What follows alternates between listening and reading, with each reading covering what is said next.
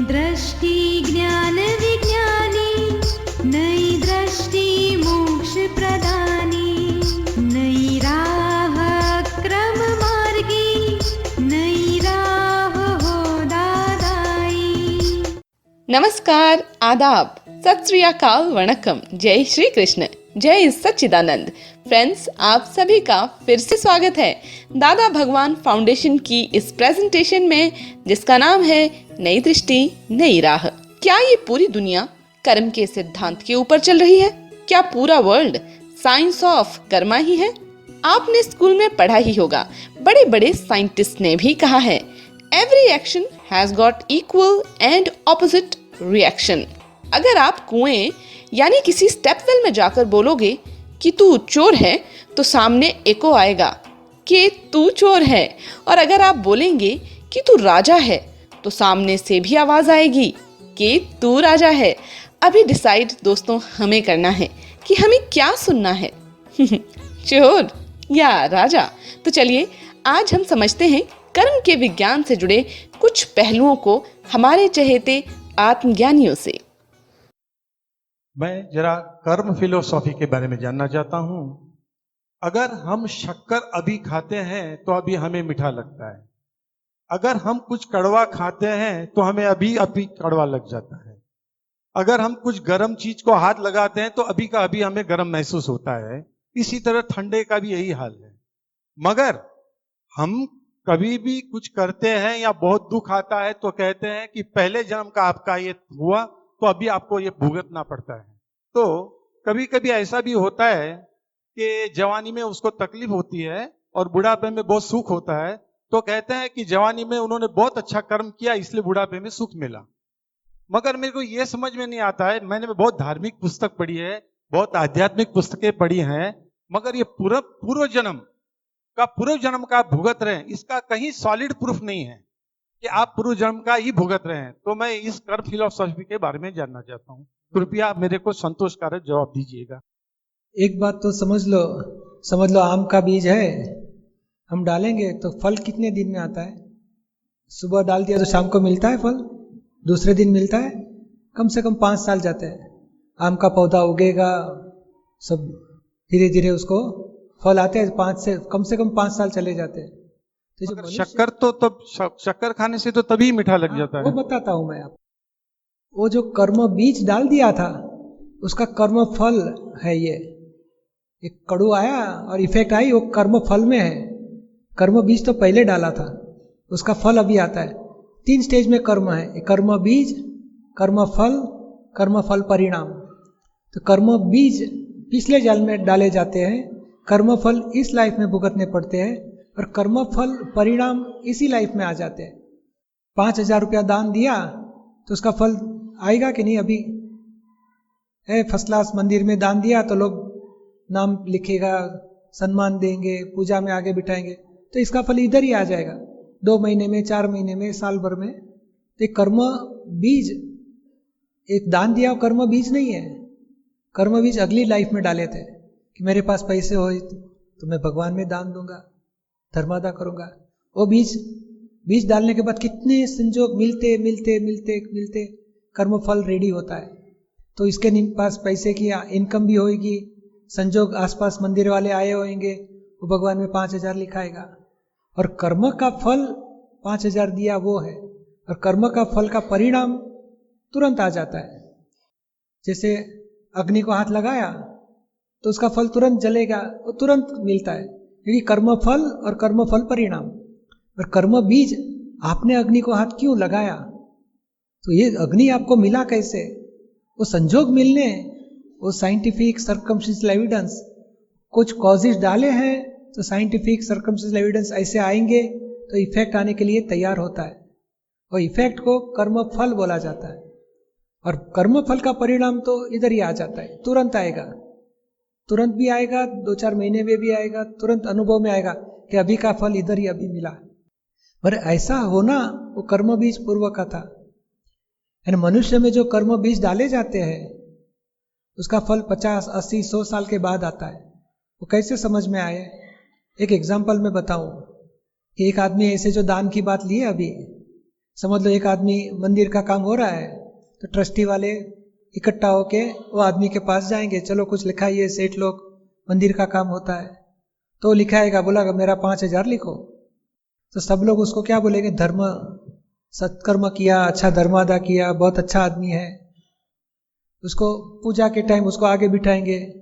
अभी पर्सनली पूछने जाए, साहब आपने बहुत रकम लिखाई दी, तो कि ये ट्रस्टी मंडल वाले हैं, वो हमारा ससुर जी है, मेरे पीछे पड़े, इसके लिए देना पड़ा, एक पैसा भी नहीं देता था।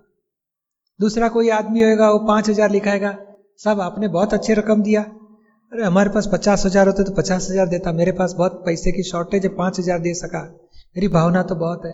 तो ऐसे हो सकता है कि नहीं?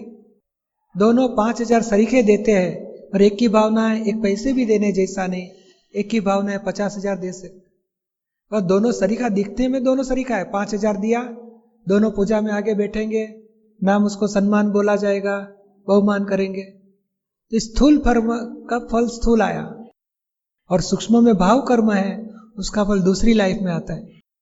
दूसरी लाइफ में उसको धंधा भी अच्छा चलेगा, 50,000 इनकम भी होगी, 50,000 दे भी सकेगा। और ये आदमी तो दूसरे लाइफ में पैसे की शॉर्टेज इतनी आ जाएगी, एक पैसा भी धर्म में नहीं दे पाएगा, खुद ने ही अंतराय कर्म बांधे, उसका फल दूसरी लाइफ में उसको भुगतना ही पड़ेगा। समझ में आता है आपको? दोस्तों, क्या जो हमारा कार्य है या वर्क या जॉब या बिजनेस कह लें, क्या ये कर्म है? क्या बिजनेस में सफल होने से या सिर्फ जॉब में अच्छा परफॉर्म करने से कर्म अच्छे हो जाएंगे? सोच में पड़ गए ना, क्योंकि हम अपने दिन का ज्यादातर टाइम तो जॉब या बिजनेस में बिताते हैं, या फिर घर में सोने, खाने, पीने या टीवी देखने में। तो कर्म क्या है और कर्म के फल क्या है, आप भी सोच रहे हैं ना? तो चलिए जानते हैं अपने चहेते आत्मज्ञानी दीपक भाई से, आखिरकार असल में कर्म और कर्म के फल किसे कहते हैं। पहली लाइफ का जिसने आपने बोला वो तो समझ में आ गया कि अभी का अभी 5,000 देने से उसको फल मिल गया। मैं ये पूछना चाहता हूँ कि अगले जन्म में जो उसका फल मिलता है, इसका कोई सॉलिड प्रूफ किसी धर्म में, किसी बुक में कहीं भी नहीं देखा है। सॉलिड प्रूफ ऐसा कोई है कि इन्होंने गए जन्म में ऐसा किया था, इसीलिए इस जन्म में ये भुगत रहे हैं, इसका कोई सॉलिड प्रूफ है? अच्छा, एक दूसरी बात समझ लो। अभी आपको कभी बुरे विचार आते हैं? बुरे विचार आते हैं कभी? तो शारीरिक रचना है तो आते होंगे। किसकी रचना है? शारीरिक रचना है ना। शारीरिक रचना नहीं है ये, बुरे विचार शारीरिक रचना नहीं है, वही पूर्व कर्म का फल है। क्योंकि आपकी इच्छा नहीं, फिर भी बुरे विचार कहाँ से आए? आपको तो जरा भी पसंद नहीं है। वाणी भी आपको कभी अच्छी कभी बुरी शब्द निकल जाते हैं घर में किसी के साथ, तो इच्छा नहीं फिर भी क्यों शब्द निकलते हैं? वर्तन कभी बुरा हो जाता है, तो ये बुरा विचार, बुरी वाणी, बुरा वर्तन, हमारी इच्छा तो 100% नहीं है, तो भी कहां से आया? इट प्रूव्स कि हमारी इच्छा के विरुद्ध कुछ हो रहा है। तो सचमुच ये बात है कि जन्म से लेकर मृत्यु तक ये विचार, वाणी, वर्तन, 3 बैटरियां डिस्चार्ज हो रही है। और अज्ञानता से हम राग द्वेष करते हैं। बुरा विचार आ गया तो द्वेष करेंगे, अच्छा विचार आ गया तो खुशी बनाते हैं, मैं तो सोच सोच के काम करता हूं, मैं ऐसा हूं वैसा हूं। और राग द्वेष that is charging part of next life. तो मन वचन काया की 3 बैटरियां चार्ज होती है, और ये 3 बैटरियां जन्म से लेकर मृत्यु तक डिस्चार्ज होती है। और डिस्चार्ज में हमारी इच्छा नहीं है तो भी हो जाता है, वो अनुभव में आता है। और एग्जैक्टली तो ये है कि जब पुण्य कर्म फल देते हैं तो इच्छा अनुसार सब होते जाता है, और पाप कर्म जब फल देते कि इच्छा से विरुद्ध सब होते जाता है। आप इच्छा करोगे प्रॉफिट इतना मिलना ही चाहिए, लॉस आएगा। वही आदमी 2 साल से आप प्रॉफिट करते हो बिजनेस में, तो 2 साल पुण्य का उदय था, इसके लिए प्रॉफिट प्रॉफिट प्रॉफिट मिला। अभी पाप कर्म का उदय आया तो सारा साल भर लॉस लॉस आते रहेगा। तो ये पाप और पुण्य आज आपके नहीं है, पूर्वभव के फल रूप आए हैं। जन्म से लेके मृत्यु तक सब कर्म फल है। वाइफ मिली वो भी कर्म फल, बेटे का जन्म, लड़की का जन्म, बेटी का, सब कर्म फल। बीमारी आई कर्म फल, एक्सीडेंट हुआ कर्म फल, माँ बाप मिले कर्म फल, धर्म मिला कर्म, सब कर्म फल है जन्म से लेकर मृत्यु तक। और कर्म बीज हम अज्ञानता से डालते हैं कि मैं ही सुरेश हूं, मैंने किया, वो अज्ञान मान्यता ही कर्म बीज का कारण होता है। और ये ज्ञान लेने के बाद कर्म बीज स्टॉप हो जाते हैं कि मैं खुद कौन हूं उसका ज्ञान प्राप्त हो जाता है, और सच्चा करने वाला कौन है उसका ज्ञान प्राप्त हो जाता है।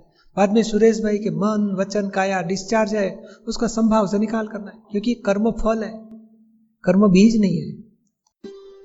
तो दोस्तों, अब आप जान गए कि क्रिया यानी जो ड्यूटी और जॉब या एक्टिविटी हम करते हैं वो कर्म नहीं, बल्कि उसके पीछे का भाव, जिस भावना से हमने उस जॉब या काम को किया है वही कर्म है।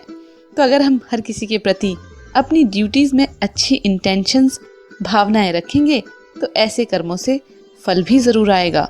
और कभी भावना बिगड़ भी जाए तो पश्चाताप जरूर करें ताकि कर्म ठीक रहे। और कर्म करता कौन है, आप, मैं या कोई और? तो चलिए जानते हैं इस इम्पोर्टेंट सवाल का जवाब अगले सेगमेंट में हमारी प्यारी पूज्य निरुमा से। शरीर कर्म करता है और उसका परिणाम आत्मा पर किस तरह से होता है? ऐसा है, यह कर्म जो शरीर करता है उससे कर्म नहीं बंधा जाता है। हमने इससे पहले ही बताया कि जो स्थूल कर्म है, शरीर जो करता है वो सब स्थूल कर्म है, उससे कर्म चार्ज नहीं होता है। वह तो डिस्चार्ज परिणाम है, वो प्रारब्ध है, डिस्चार्ज परिणाम है।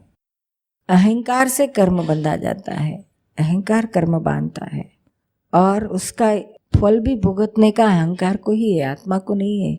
जो करता होता है उसी को ही भुगता होना पड़ता है।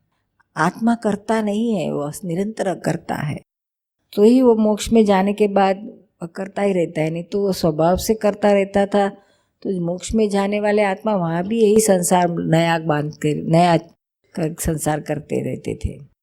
लेकिन इतना है कि ये रॉन्ग बिलीफ से आत्म तत्व और जड़ तत्व दोनों पास पास में होने की वजह से ये ब्रह्मांड परमाणु और अनंत आत्मा है और अनंत परमाणु है, एक दूसरे के टच में ही है, अलग नहीं है कोई।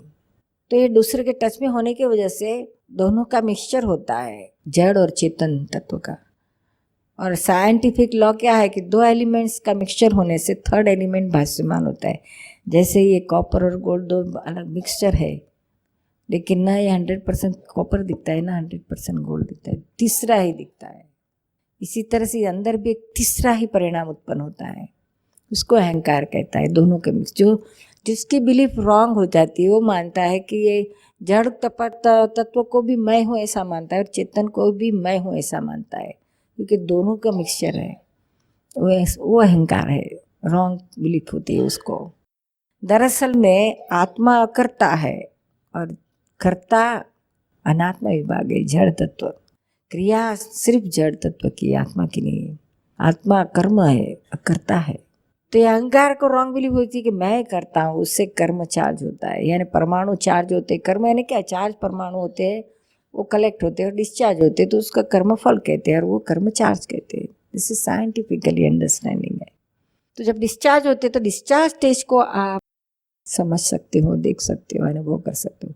चार्ज बहुत सूक्ष्म लेवल में है, वो नहीं पता चलता है और वो पिछले जन्म में होता है, और अभी आपको जो होता है वो आपको नहीं पता चलता है, और अभी जो डिस्चार्ज है उसमें ही आप इन्वॉल्व है, वही आप देखते हो।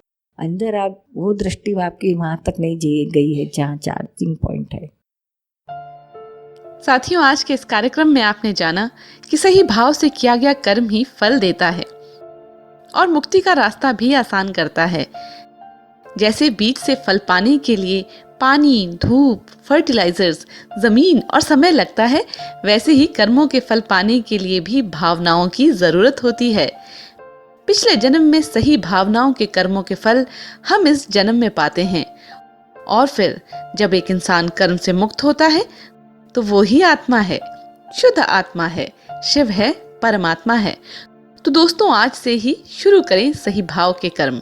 कर्मों से जुड़ी और भी जानकारी के लिए या हमारे सेमिनार्स का हिस्सा बनने के लिए लॉग ऑन करें hindi.dadabhagwan.org पर या कॉल करें 1877-505 दादा एक्सटेंशन 23। लिख भेजें अपने फीडबैक @radiozindagi@us.dadabhagwan.org पर। टीवी पर भी हमारे प्रोग्राम देख सकते हैं, टीवी एशिया, आस्था और आपका कलर्स पर। कल फिर मिलेंगे एक नए टॉपिक के साथ, तब तक के लिए नमस्कार।